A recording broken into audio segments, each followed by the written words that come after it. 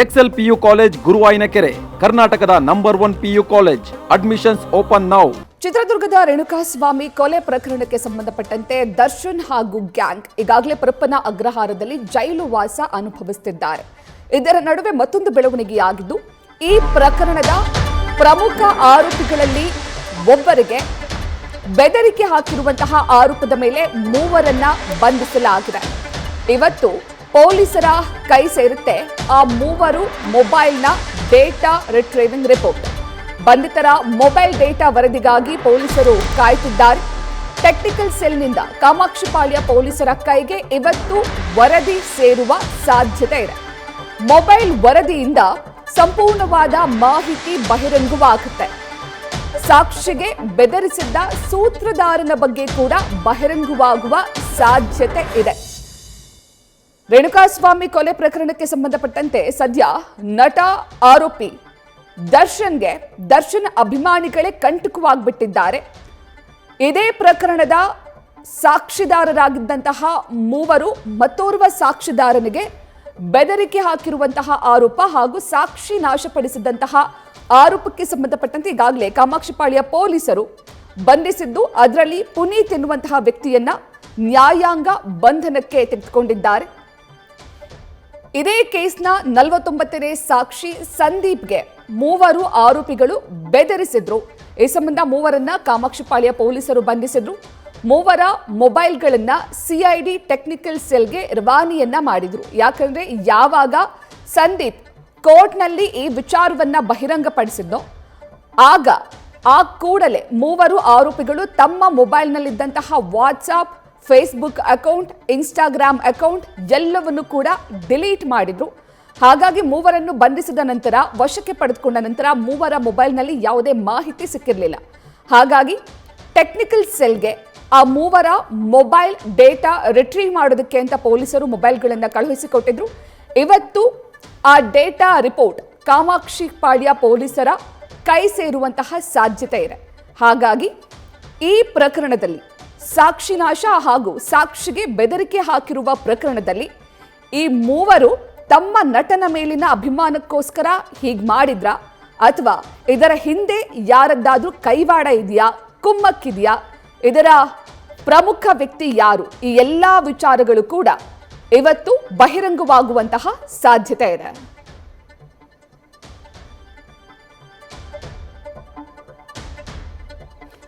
ಇವಾಗ ಹೆಚ್ಚಿನ ಮಾಹಿತಿಯನ್ನ ನೀಡ್ತಾರೆ ನಮ್ಮ ಪ್ರತಿನಿಧಿ ಸಂದೇಶ್. ರೇಣುಕಾಸ್ವಾಮಿ ಕೊಲೆ ಪ್ರಕರಣಕ್ಕೆ ಸಂಬಂಧಪಟ್ಟಂತೆ ದರ್ಶನ್ ಅಭಿಮಾನಿಗಳೇ ದರ್ಶನ್ಗೆ ಕಂಟಕ ಆಗ್ಬಿಟ್ಟಿದ್ದಾರೆ. ಈಗಾಗಲೇ ಸಾಕ್ಷಿನಾಶ ಹಾಗೂ ಸಾಕ್ಷಿಗೆ ಬೆದರಿಕೆ ಹಾಕಿರುವ ಪ್ರಕರಣಕ್ಕೆ ಮೂವರನ್ನು ಕೂಡ ಅರೆಸ್ಟ್ ಮಾಡಲಾಗಿದೆ. ಇವತ್ತು ಆ ಮೂವರ ಮೊಬೈಲ್ನ ಡೇಟಾ ರಿಟ್ರೀವ್ ರಿಪೋರ್ಟ್ ಕಾಮಾಕ್ಷಿಪಾಳ್ಯ ಪೊಲೀಸರ ಕೈ ಸೇರುತ್ತೆ. ಸೊ ಇದರಿಂದ ಈ ಪ್ರಕರಣದ ಹಿಂದೆ ಯಾರದ್ದಾದ್ರೂ ಕುಮ್ಮಕ್ಕಿದೆಯಾ ಅಥವಾ ಈ ಮೂವರು ತಮ್ಮ ನಟನ ಮೇಲಿನ ಅಭಿಮಾನಕ್ಕೋಸ್ಕರ ಈ ರೀತಿ ಮಾಡಿದ್ದಾರಾ, ಇದೆಲ್ಲವೂ ಕೂಡ ಬಹಿರಂಗವಾಗುವ ಸಾಧ್ಯತೆ ಇದೆಯಾ ಸಂದೇಶ್?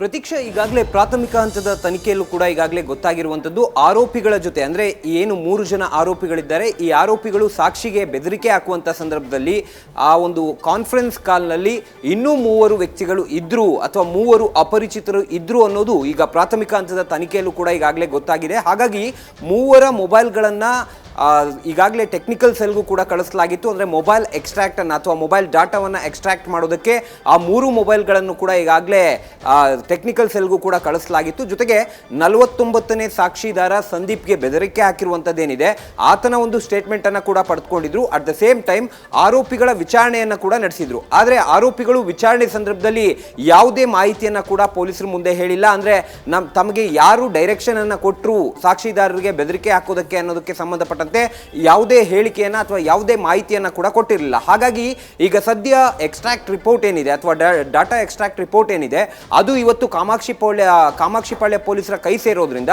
ಅವರು ಅದನ್ನ ಇಟ್ಕೊಂಡು, ಅಂದ್ರೆ ಆ ಡಾಟಾ ಎಕ್ಸ್ಟ್ರಾಕ್ಟ್ ರಿಪೋರ್ಟ್ ಅನ್ನ ಇಟ್ಕೊಂಡು ಫಿಸಿಕಲ್ ಆಗಿ ಈಗ ಪುನೀತ್ ಅವರ ವಿಚಾರಣೆಯನ್ನ ಮಾಡ್ತಾರೆ. ಬಿಕಾಸ್ ಈಗ 3 ಜನರನ್ನ ಏನು ಕಸ್ಟಡಿಗೆ ಪಡೆದಿದ್ರು ಅದರಲ್ಲಿ ಇಬ್ಬರನ್ನ ಮತ್ತೆ ವಾಪಸ್ ನ್ಯಾಯಾಂಗ ಬಂಧನಕ್ಕೆ ಕೊಡಲಾಗಿದೆ. ಹಾಗಾಗಿ ಪುನೀತನ್ನ ಮತ್ತೆ 5 ದಿನಗಳ ಕಾಲ ಪೊಲೀಸ್ ಕಸ್ಟಡಿಗೆ ಪಡೆದಿರೋದ್ರಿಂದ ಆಗಿರೋದ್ರಿಂದ ಈ ಒಂದು ರಿಪೋರ್ಟ್ ಏನಿದೆ ಈ ರಿಪೋರ್ಟ್ನ ಆಧಾರದ ಮೇಲೆ ಈಗ ಕಾಲ್ ಮಾಡ್ತಾ ಹೋಗ್ತಾರೆ. ಯಾಕಂದ್ರೆ ಇಲ್ಲಿ ಪ್ರಮುಖವಾಗಿರುವಂಥದ್ದು ಇನ್ನುಳಿದಂತಹ ಇಬ್ಬರು ಆರೋಪಿಗಳೇನಿದ್ರು ಅವರು ಕಾನ್ಫರೆನ್ಸ್ ಕಾಲ್ನಲ್ಲಿ ಇದ್ರು. ಆದರೆ ಪುನೀತ್ ಮಾತ್ರ 3 ಜನ ಅಪರಿಚಿತರಿಗೆ ನೇರವಾಗಿ ಕಾನ್ಫರೆನ್ಸ್ ಕಾಲ್ ಹಾಕಿದ್ದ. ಹಾಗಾಗಿ ಪುನೀತ್ಗೆ ತುಂಬಾ ಕ್ಲಿಯರ್ ಕಟ್ ಆಗಿ ಗೊತ್ತು ಇದರ ಹಿಂದಿನ ಸೂತ್ರಧಾರರು ಯಾರು, ಅಥವಾ ಈ ಒಂದು ಸಾಕ್ಷಿಗೆ ಬೆದರಿಕೆ ಹಾಕಿದಂತ ಆರೋಪದ ಅಥವಾ ಸಾಕ್ಷಿಗೆ ಬೆದರಿಕೆ ಹಾಕಿರುವಂತ ಕೇಸ್ನ ಮಾಸ್ಟರ್ ಮೈಂಡ್ ಯಾರು ಅನ್ನೋದು ಪುನೀತ್ಗೆ ಮಾತ್ರ ಗೊತ್ತಿರೋದ್ರಿಂದ ಈಗ ಡೇಟಾ ಎಕ್ಸ್ಟ್ರಾಕ್ಟ್ ರಿಪೋರ್ಟ್ ಬಂದ್ರೆ ಯಾರು ಅಪರಿಚಿತರು 3 ಜನ ಕಾನ್ಫರೆನ್ಸ್ ನಲ್ಲಿದ್ರು ಅವರ ಒಂದು ಮೊಬೈಲ್ ನಂಬರ್ ಕೂಡ ಬರುತ್ತೆ.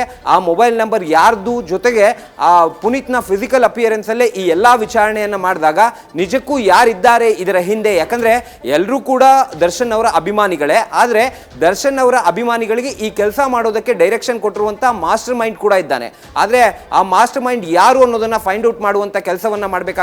ಹಾಗಾಗಿ ಈಗ ಸದ್ಯ ಕಾಮಾಕ್ಷಿಪಾಳ್ಯ ಪೊಲೀಸರು ಆ ರಿಪೋರ್ಟ್ನ ಆಧಾರದ ಮೇಲೆ ಈಗ ಎನ್ಕ್ವೈರಿಯನ್ನ ಮಾಡ್ತಾರೆ ಅಥವಾ ಮುಂದಿನ ಇನ್ವೆಸ್ಟಿಗೇಷನ್ ಅನ್ನ ಮಾಡ್ತಾ ಹೋಗ್ತಾರೆ. ಆ ರಿಪೋರ್ಟ್ನ ಬೇಸ್ ಮೇಲೆ ಮುಂದಿನ ಹಂತದ ಒಂದು ಇಂಟ್ರೋಗೇಷನ್ ಏನಿದೆ ಅಂದ್ರೆ ಪುನೀತ್ನ ಇಂಟ್ರೋಗೇಷನ್ ಏನಿದೆ ಅದು ಕಂಪ್ಲೀಟ್ ಆಗಿ ನಡೀತಾ ಹೋಗುತ್ತೆ. ಪ್ರತೀಕ್ಷಾ, ಸಂದೇಶ್, ಈ ಮೂವರ ಹುಚ್ಚಾಟದಿಂದ ಅಂದ್ರೆ ಸಾಕ್ಷಿನಾಶ ಅಥವಾ ಸಾಕ್ಷಿಗೆ ಬೆದರಿಕೆ ಹಾಕುವ ಹುಚ್ಚಾಟದಿಂದ ದರ್ಶನ್ಗೆ ಕಾನೂನಿನ ಪ್ರಕಾರ ಏನೆಲ್ಲ ಕಂಟಕ ಆಗಬಹುದು ಸಂದೇಶ್?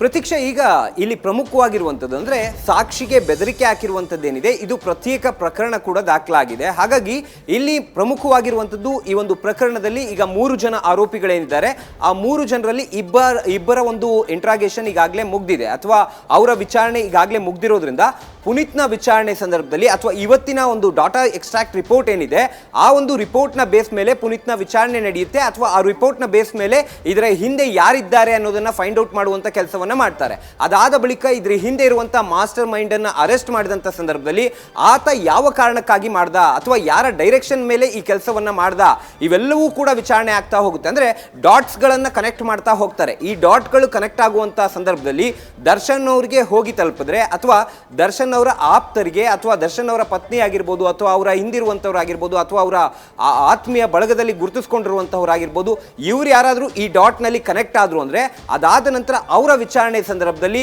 ದರ್ಶನ್ ಅವರನ್ನ ಎಸ್ಟಾಬ್ಲಿಷ್ ಮಾಡುವಂತ ಕೆಲಸವನ್ನ ಮಾಡ್ತಾರೆ. ಅಂದ್ರೆ ದರ್ಶನ್ ಅವ್ರಿಗೋಸ್ಕರ ಅಥವಾ ದರ್ಶನ್ ಅವ್ರು ಹೇಳಿದ್ರು ಅಂತ ಈ ರೀತಿಯಲ್ಲಿ ಎಸ್ಟಾಬ್ಲಿಷ್ ಮಾಡ್ತಾ ಹೋಗ್ತಾರೆ.